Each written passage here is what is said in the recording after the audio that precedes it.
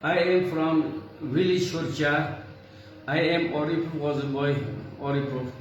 I worked as a teacher of English language more 60 years. I am graduated from the institute in 1959 in Khojan city.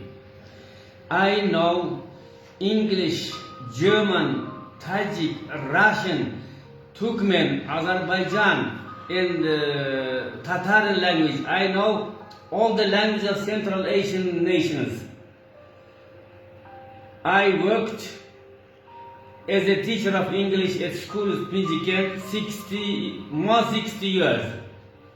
I worked at school as a director of the school in the Communist Party of Panajiken 6 years, and I worked with the tourists foreign countries. Now I am on patient.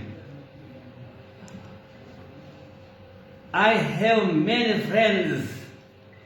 When I was student of the third course of Pedagogical Institute, I were the Los Angeles State. I took part in Students' World Conference.